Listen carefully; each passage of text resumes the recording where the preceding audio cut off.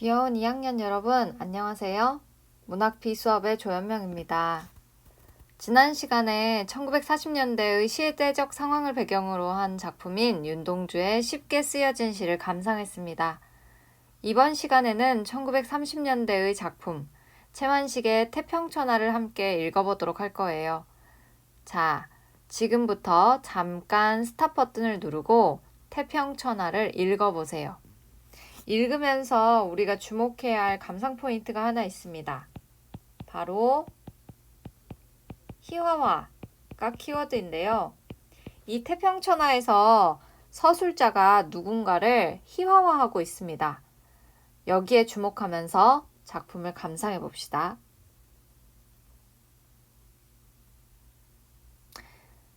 다 읽었나요? 일단 작품을 읽기 전 선생님이 희화화라는 개념을 이야기했습니다. 희화화란 인물의 외모나 성격 또는 사건을 의도적으로 우스꽝스럽게 묘사하는 표현 방식을 말합니다. 작품 속의 인물을 우스꽝스럽게 그릴 때에는 서술자가 그 인물에 대해서 어떤 이야기를 하려고 의도하는 경우가 있겠죠. 보통은 독자들에게 우스꽝스럽게 보이게 해서 간접적으로 비꼬거나 이를 비판하려는 의도를 가지고 있습니다. 이 작품에서 희화화의 대상이 되는 바로 윤직원 영감이 바로 작가가 이야기하고자 하는 비판의 대상입니다. 그를 에둘러 비판한다는 점에서 이것은 풍자라는 것을 알 수 있겠죠. 본격적인 작품에 들어가기에 앞서서 우리가 학습활동지를 보면서 개념을 먼저 정리하고 가겠습니다. 자, 여러분들 우리 수업 들을 때 먼저 다운로드한 학습 활동지 한번 같이 꺼내 볼까요? 자, 지금 학습 활동지에서 우리가 같이 봐야 할 부분은 2페이지입니다. 자, 2페이지 펼쳤나요? 2페이지 한번 펼쳐보세요. 자, 우리가 배워야 할 개념은요. 서술자의 개입과 판소리 사설의 문체입니다. 서술자의 개입, 여러분들 여러 번 1학년 때도 그렇고 우리 2학년 때도 그렇고 계속 이야기를 하고 있는데요. 서술자의 개입이란 무엇인가요? 자, 인물의 심리나 사건의 정황을 모두 아는 작품 밖의 전지적 작가 시점의 서술자가 작품 속 사건에 개입하여 자신의 입장이나 생각을 드러내는 서술 방식을 말합니다. 주로 고전 소설에 많이 등장하고 있죠. 자, 그렇다면 서술자의 개입과 편집자적 논평은 다른 개념인가요? 라는 질문에는요. 편집자적 논평이 서술자의 개입에 속하는 하나의 유형이다 라고 알아두시면 될 것 같아요. 서술자의 개입이라는 큰 개념이 있으면 이 안에 하나의 유형이 편집자적 논평이 되는 거죠. 그렇다면 편집자적 논평이란 무엇일까? 자, 우리가 한번 살펴보자면요. 서술자가 인물이나 상황에 대해서 판단이나 평가해서 의견을 밝히는 경우를 말한다. 서술자의 개입은 일단은 작품 내에 서술자가 목소리를 내는 것 자체가 서술자의 개입이고요. 그 중에서도 인물이나 상황에 대해서 판단하고 평가하는 의견을 밝히는 것이 바로 편집자적 논평입니다. 하지만 우리가 보는 시험의 수준에서는 대부분의 서술자의 개입은 편집자적 논평이기 때문에 둘을 굳이 나눠서 생각하지 않아도 됩니다. 자, 이해했죠? 이제 두 번째, 판소리 사설의 문체로 돌아가겠습니다. 판소리 사설의 말투를 띤 문체를 말한다. 대표적으로 다음 두 경우가 나타난다 라고 이야기를 합니다. 자, 첫 번째입니다. 서술자가 경어체를 써서 관객에게 말을 건네는 것처럼 나타내는 경우. 자, 여기 우리가 방금 전에 읽어봤던 태평천하가 바로 이에 속합니다. 부르짖은 적이 있겠다요 라던가 뭐 했습니다. 윤직원 영감은 어디를 갔습니다. 이런 식으로 서술자가 독자에게 말을 건네는 것처럼 나타냅니다. 자, 두 번째, 운율이 있는 문체인 율문투로 같은 의미의 어구를 반복적으로 구사하는 경우가 있다라고 이야기를 합니다. 일단 판소리 사설의 문체는요. 간단하게 얘기하자면 그때 춘향이가 광안루에 산책을 나갔는데 이런 식으로 얘기를 하는 그런 말투를 띠고 있죠. 하지만 경어체를 써서 관객과 독자와 좀 더 가까이 있는 어떠한 상황을 연출하면서 인물에 대해서 이야기를 하는 것도 판소리 사설의 문체이다라고 우리가 알아두시면 될 것 같습니다. 자, 이렇게 두 가지의 개념을 우리가 한번 살펴봤으니까요. 이제 영상으로 한번 넘어가 볼까요? 영상으로 넘어가는 게 아니라 교과서로 넘어가 볼까요? 자, 교과서 243페이지입니다.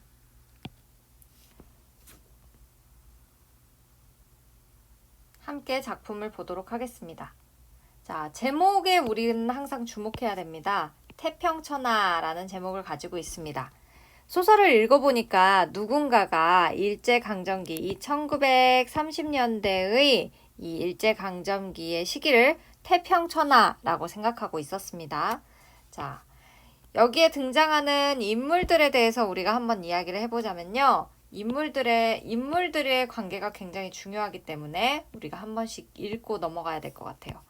자, 첫 번째, 이 작가가, 이 서술자가 끊임없이 애정하고 있는지 아니면은 뭔가 이 사람에 대해서 알고 싶은 건지 지속적으로 이야기하는 주인공인 윤직원 영감이 등장합니다. 자, 서울의 대지주이다. 독선적이고 인색하며 처세에 능하다라고 이야기를 합니다. 여기다가 우리가 추가해주자면요. 일제강점기를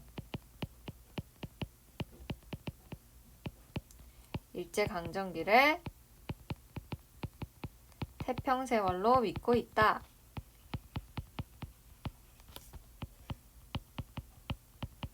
이라고 정리를 할 수 있습니다.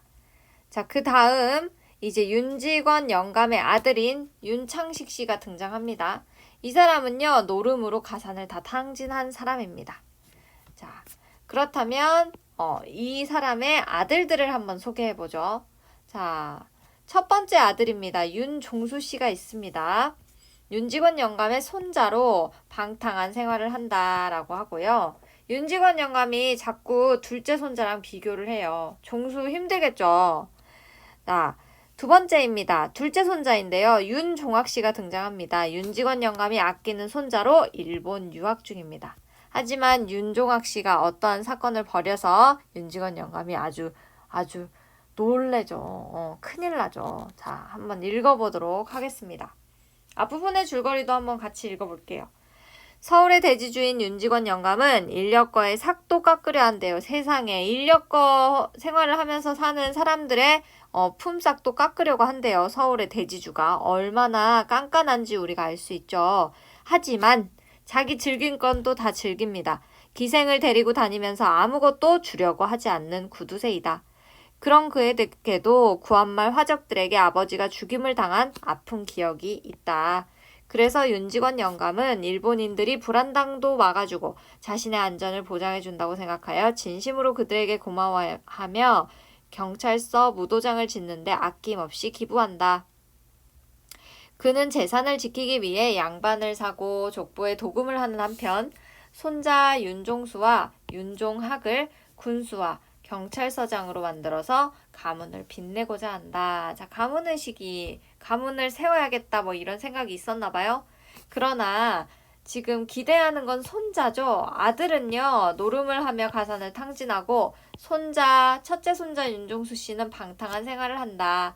며느리나 손자 며느리도 고분고분하지가 않고 딸은 남편과 사별한 후 와서 같이 살고 있다. 윤직원 영감은 일본에서 유학 중인 손자 윤종학에게 모든 기대를 걸고 있다라고 이야기를 합니다. 그러면서 이 채만식의 태평천하에서는요, 소제목이 등장합니다. 망진자는 호얀이라 라고 이야기를 하는데요. 이건 우리가 뒤이어서 한번 설명하도록 하고 이제 한번 본문으로 넘어가 보도록 하겠습니다. 일찍이 윤직원 영감은 그의 소시적 윤두꺼비 시절에 이 사람 두꺼비를 닮았나 봐요. 자, 자기의 부친인 말대가리라는 별명을 가진 윤용규가 화적의 손에 무참히 맞아 죽은 시체 옆에 서서 노적이 불타느라고 화광이 막 타는 빛이 충천한 막 하늘을 찌를 것 같아요. 하늘을 찌를 것 같은 하늘을 우러러서 이놈의 세상 언제나 망하려느냐라고 이야기를 하면서 우리만 빼놓고 어서 망해라 라고 이야기를 합니다. 일단 우리가 이 작품을 처음부터 끝까지 다 읽어봤기 때문에 지금 윤두꺼비라든지 말대가리라든지 이렇게 조금은 인물들에게 천박해 보이는 별명을 지어줍니다. 그런 것 자체가 지금 이러한 인물들을 바로바로 비판하는 것이 아니라 조금은 간접적으로 그리고 애둘러서 비판한다고 보여지기 때문에요. 이 또한 우리가 간접적으로 애둘러 비판한다 라고 이야기할 때 쓰는 풍자가 등장한다고 볼 수 있습니다. 자, 그런데 화적의 손에서 지금 아버지가 무참히 맞아 죽었대요. 너무나 슬픈 상황인데요. 이 사람이 우리만 빼놓고 어서 망해라 라고 이야기를 합니다. 자, 젊은 시절에도요. 이 윤직원 영감은 비윤리적이고 그리고 아주 이기적인 성격을 가졌음을 알 수 있습니다. 자, 더 이어서 읽어볼게요.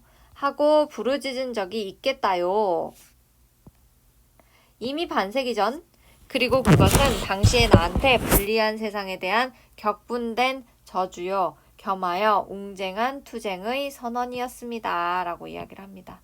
해서 윤직원 영감은 과연 승리를 했겠다요. 돈을 많이 벌어가지고요. 일본인들이 자신을 도와줬기 때문에 경찰서 무도장도 지어주고 어쨌든 성공했습니다. 우리만 빼놓고 다 망했는지는 몰라도 일단은 성공했어요. 자, 그런데 지금 서술자는요. 윤직원 영감에 대해서 기본적으로 긍정적인 정서를 가지고 있지 않음을 알 수 있습니다. 하지만 지금 윤직원 영감의 어떠한 상황을 이야기할 때 자, 이 자체가 우리만 빼고 모두 망해라 라고 이야기하는 이 자체가 웅장한 투쟁의 선언이었다 라고 이야기를 해요. 자, 그렇다면 이 부분은 정말로 우와 웅장하다 우와 진짜 투쟁적이네 이렇게 생각한 것이 아니라 비꼬고 있는 거죠. 자, 이 표현 자체에서 반어와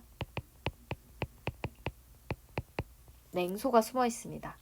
이 또한 아까 전에 윤직원 영감을 윤두꺼비라고 이야기했던 그런 천박한 별명을 지어준 것과 같이요. 이 부분에서도 애둘러 비판하고 있기 때문에 풍자가 등장하고 있다라고 이야기할 수 있습니다. 자, 그런데 지금 선생님이 여기 있겠다요, 선언이었습니다, 했겠다요 이 부분에다가 동그라미를 네모를 쳤습니다. 왜 그랬냐면요. 우리가 아까 전에 봤던 그 두 가지의 개념과 연관되어 있기 때문이에요. 자, 첫 번째입니다. 자, 지금 이 동그라미 부분에서 등장하는 것 우리가 정리를 한번 해보자면 첫 번째, 자, 마치 부르짖은 적이 있겠다요, 선언이었습니다, 승리를 했겠다요 이렇게 얘기하는 것 자체가 편집자적 논평에 속한다는 것입니다. 아까 전에 우리가 개념 정리를 해봤듯이요. 편집자적 논평은 서술자가 독자에게 말을 건네듯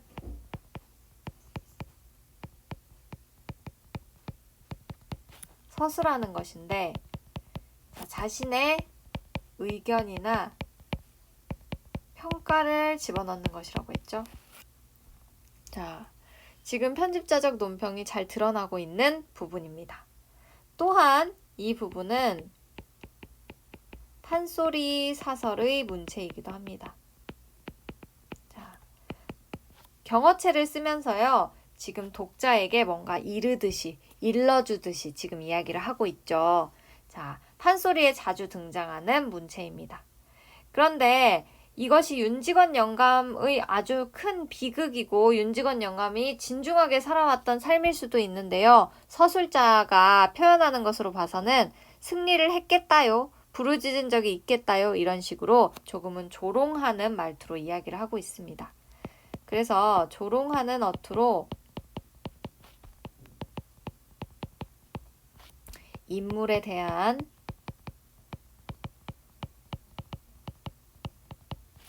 서술자의 부정적 태도를 드러내고 있다.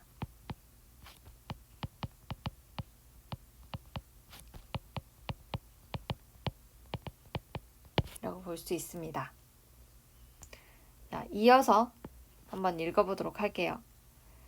식구들은 시아버지 윤직원 영감이 보기가 싫은 건너방 고씨만 빼놓고, 자, 윤직원 영감을 극도로 싫어하는 사람이 있습니다. 고씨는요, 며느리예요, 며느리. 윤직원 영감의 며느리인데요. 서울아씨, 태식이, 뒤채의 두 동서 모두 안방에 모여서 종수를 맞이하는 예를 표하고, 지금 첫째 손자인 종수가 왔나 봐요. 그들의 옹위 아래 윤직원 영감과 종수는 각기 아랫목과 뒷벽 옆으로 갈라앉았습니다. 방금 점심 밥상을 받을 참입니다. 되게 대접받네요, 지금. 너 경손애비 부디 정신 차리라. 윤직원 영감이 종수도로 곰곰이 훈계를 하던 것입니다. 안식구가 있는 데라서, 아까 전에 지금 며느리가 있다고 했죠? 며느리가 있다고 했죠. 자, 그래서 안식구가 있는 데라 점잖게 경손 애비지요. 평소에는 어떻게 불러요? 종수야, 종수 이놈아, 이런 식으로 불렀겠죠.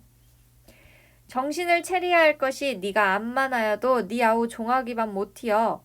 종아기는 그놈이 재주도 있고 착실하여서 너처럼 허랑하지도 않고 그럴 뿐더러 내년 내후년이면은 대학교를 졸업하잖냐? 내후년이지? 이랬더니 대신 뭐라고 얘기해요? 종수가 네, 이렇게 얘기합니다.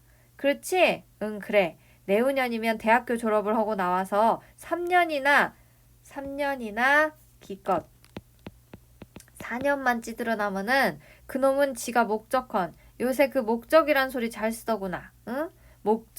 목적헌 경부가 되어 갖고서 경찰서장이 된단 말이다. 이렇게 얘기를 했습니다. 응? 알겠어? 이렇게 얘기를 했어요. 자, 지금 여기서까지 보면요.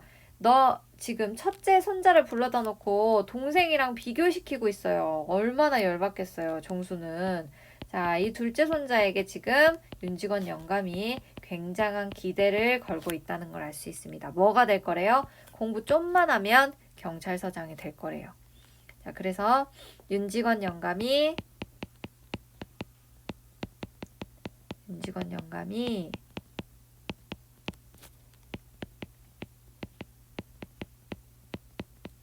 종학에게 거는 기대가 드러나고 있습니다. 자, 그렇다고 해서 종학이에게만 기대를 거는 것은 아닙니다. 종수에게도 기대를 해요.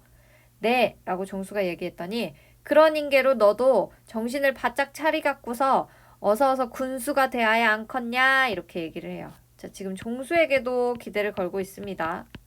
아, 동생놈은 버젓한 경찰서장인디 형놈은 개우 군서기를 댕기고 있담? 남 부러워서 어쩔티여? 아, 글씨 군수 되고 경찰서장 되고 하면은 너들 좋고 너들 호강이지. 뭐 그 호강 날 주냐? 내가 이렇게 아등바등 잔소리를 하는 것도 다 니들 위해서 그러지. 나는 파리 족통망치도 상관없어야. 알아듣냐? 이렇게 얘기합니다. 자, 이거 어디선가 많이 들어본 말입니다.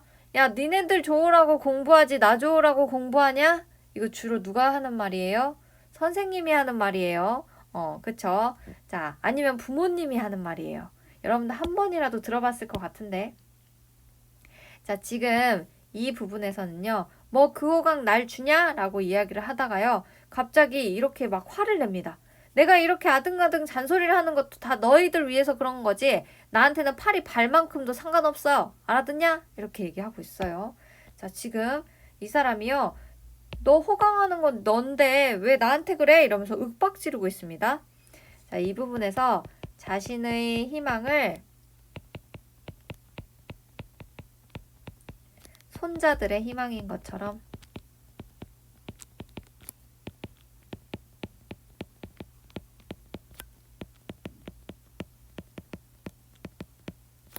표현하고 있습니다. 자, 여기서는 잘 속였는데요. 그 뒤에 막 윽박질러요. 그래서 윽박지르는 이 표정, 이 모습에서 들통났죠. 본색이 탄로 났어요. 자, 더 읽어보도록 할게요. 종수 너무 불쌍해요. 그죠? 종수 너무 불쌍해. 자, 더 읽어볼게요.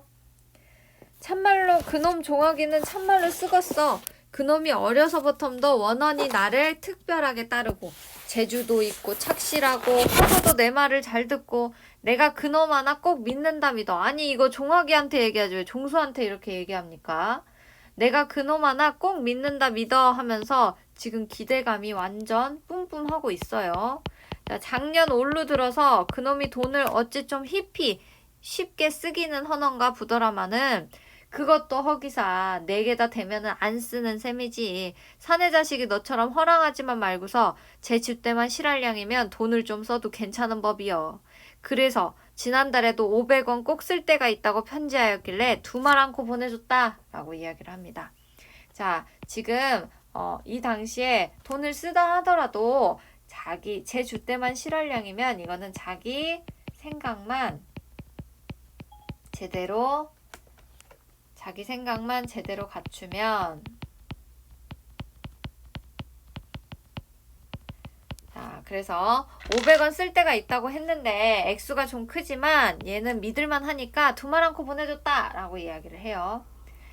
마침 자 새로운 이야기가 등장합니다. 마침 마당에서 하면서 점잖은 밭은 기침 소리가 납니다. 창식이가 바로 윤주사예요. 자, 창식이가 바로 윤주사인데요. 윤주사가 조금 아까야 일어나서 간밤에 동경에서 온 전보 덕분에 억지로 큰댁 행보를 했던 것입니다.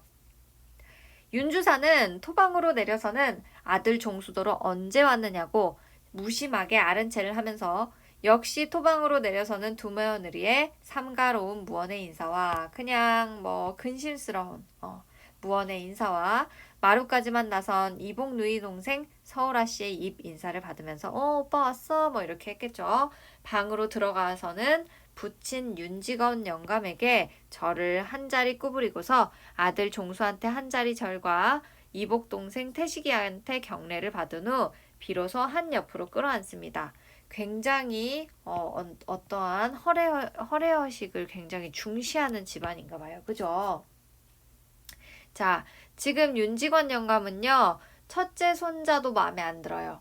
근데 자신의 아들은 도박과 노름으로 막 돈을 방탕하게 쓰고 잃고 다닌대. 엄청나게 마음에 안 들겠죠. 첫 마디가 뭡니까? 해가 서쪽에서 뜨겁구나 이렇게 얘기를 합니다. 자, 이 부분에서 아들이 못마땅해 하고 있어 지금. 자, 아들 못마땅하다. 윤직원 영감은 아들의 이렇듯 부르지도 않은 걸음을 항상 불러야 오나 봐요. 더욱이나 안방에까지 들어온 것을 보고 이상 타고 꼬집는 소리입니다.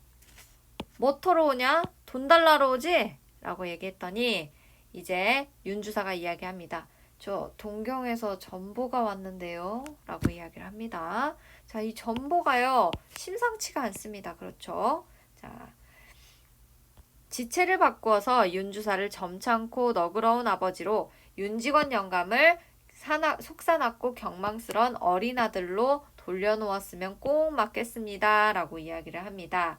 이 부분에서도요. 지금 뭐 타러 오냐? 돈 달라러 오지? 해가 서쪽에서 뜨겠구나. 이게 지금 윤직원 영감이에요. 굉장히 촐싹대는 듯하게 말을 하죠. 근데 윤주사 아들은 어때요? 동경에서 전보가 왔는데요. 이렇게 얘기를 하고 있어요. 자, 이 부분에서 지금 아들이랑 아버지를 바꿔놓으면 꼭 맞겠습니다. 라고 이야기를 하는 것 자체가 서술자의 의견입니다. 이 부분에서 우리가 찾아볼 수 있는 것 서술자의 개입이죠. 서술자의 개입입니다. 자, 이거 정리하자면 윤주사와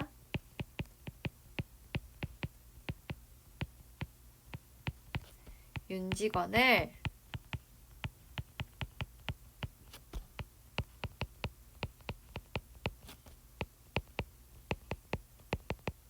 평가하고 있습니다. 자, 그러면서도요. 아버지랑 아들을 돌려놓으면 꼭 맞겠습니다. 라고 지금 또 이야기를 하고 있어요. 지금 윤직원 영감의 경망스러움을 비꼬고 있는 말입니다. 서술자는 지금 윤직원 영감 좋게 안 봐요. 더 읽어보도록 하겠습니다. 동경서? 전보? 종학이 놈이 경시청에 붙잡혔다고요. 어? 무슨 말이야? 우리 집안의 희망 종학이가 왜 경시청에 붙잡혔지? 외치는 소리도 컸거니와 엉덩이를 꿍 찢는 바람에 하마 방구들이 내려앉을 뻔했습니다. 희화화하고 있습니다. 굉장히. 모여선 온 식구가 제각금 정도에 따라 제각기 놀란 것은 물론이고요. 더 읽어볼게요. 윤직원 영감은 마치 묵직한 몽치로 뒤통수를 얻어맞은 양 정신이 멍해서 입만 벌리고 눈만 휘둥그랬지 한동안 말을 못하고 꼼짝도 않습니다. 지금 굉장히 충격받았어요. 그렇죠. 자, 이것을 마치 묵직한 망치로 뒤통수를 얻어맞은 양 이렇게 얘기를 합니다. 지금 비유적으로 표현하고 있습니다. 그러다가 이윽고 으르렁거리면서 잔뜩 쪼글뜨리고 앉습니다. 쪼글뜨리고 막 앉았어요. 거 웬 소리냐? 거 웬 소리야? 이렇게 얘기합니다. 그놈 동부가 친 전보인가 본데 전보가 돼서 자세는 모르겠습니다. 윤주사는 조끼 호주머니에서 간밤에 그 전보를 꺼내어 부친에게 올립니다. 윤직원 영감은 채듯 전보를 받아서 쓱 살펴보더니 커다랗게 읽습니다. 물론 원문은 일본어니까 일문이니까 몰라보고 윤주산의 서사 민서방이 번역한 그대로지요. 자, 뭐라고 지금 쓰여 있을까요? 종학, 사상관계로 경시첨의 피검. 이라니 이게 무슨 소리다냐? 이렇게 얘기를 합니다. 종학이가 사상관계로 경시청에 붙잡혔다는 뜻일 때지요. 자, 사상관계라니? 그놈이 사회주의에 참여를 으엉? 자, 아까보다 더 크게 외치면서 벌떡 뒤로 나동그라질 뻔하다가 겨우 몸을 가눕니다. 라고 이야기를 합니다. 자, 우리 인간극장도 항상 재밌을 때 끝나듯이 오늘의 수업도 여기까지 끝내겠습니다. 우리 2차 시에서는 여기에서 이어서 하게 될 텐데요. 지금 보니까 전보가 왔어요. 자, 이 집안의 희망 종학이가요. 어디에 참여를 했대요? 사회주의 운동에 참여를 했대요. 자, 이 집안의 앞날은 앞으로 어떻게 될까요? 다음 시간에 이어서 이야기를 하는데요. 자, 그 전에 선생님이랑 학습활동 하나는 하고 우리가 이번 시간 끝내도록 하겠습니다. 학습활동 넘어가 보세요. 자, 우리가 다른 것은 못하더라도 3번 작품에 대해서는 한번 할 수 있을 것 같습니다. 자, 한번 볼까요? 같이. 다음 글을 바탕으로 작품에 나타난 서술상의 특징을 정리하고 그 효과를 생각해보자 라고 했습니다. 이거 아까 전에 우리가 봤던 부분이에요. 자, 윤두꺼비, 말대가리 이런 천박한 별명들은 서술자가 이 인물들을 좋지 않게 생각한다는 것을 알 수 있고 애둘러서 비판했기 때문에 우리가 풍자라고 이야기를 했습니다. 자, 우리가 일단은 여기에서의 서술자적 특징 중에서도 자, 부르짖은 적이 있겠다요. 그리고 이것은 웅장한 투쟁의 선언이었습니다. 윤직원 영감은 과연 승리를 했겠다요? 이렇게 하는 부분이 있었습니다. 자, 그렇다면 지금 이 부분을 바탕으로 우리가 한번 정리를 해봅시다. 이 부분에 나타난 서술상의 특징. 자, 첫 번째입니다. 부르짖은 적이 있습니다. 과연 승리를 했습니다. 지금 서술자가 자신의 의견이나 평가를 넣었습니다. 서술자의 편집자적 논평이 드러난다 라고 하나를 찾았고요. 자, 두 번째입니다. 뭐뭐겠다요. 뭐뭐 합니다. 등과 같은 어투를 사용했다. 세 번째입니다. 말대가리, 윤두꺼비 이런 식으로 비속어를 사용하고 또 웅장한 투쟁의 선언이었다. 실질적으로는 그렇게 서술자가 생각하지 않음에도 불구하고 마치 이 상황을 반대로 이야기하고 있죠. 자신이 생각하는 것과 반대로. 그래서 반어적으로 표현한다 라고 우리가 특징을 찾을 수가 있습니다. 자, 그러면 이러한 각각의 세 가지의 특징이 주는 효과는 무엇일까? 첫 번째입니다. 서술자의 개입은요. 서술자의 개입을 통해 작가의 의도대로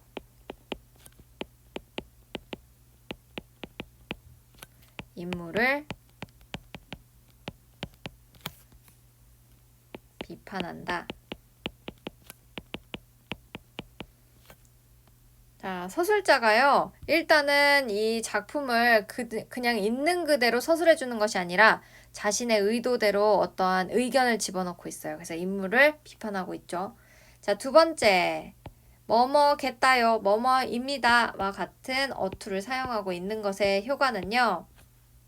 경어체 문장을 통해서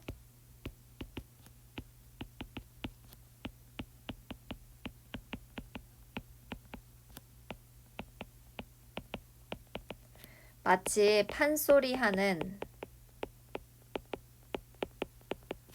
창자처럼, 창을 하는 사람, 창자처럼, 자, 뭐뭐 했대요, 저거 뭐 했대요, 이렇게 지금 독자랑 가까운 위치에서 마치 구어체로 얘기하는 것 같죠? 내 옆에서 입으로 얘기하는 것 같아요. 그냥 얼굴 보고 인물을 조롱하고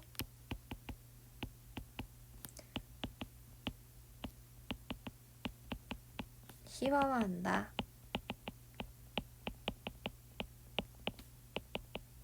알 수 있고요. 자, 세 번째입니다. 비속어를 사용하고 상황을 반어적으로 표현한다 라는 것에 대한 효과는 비속어, 반어적 표현을 사용하여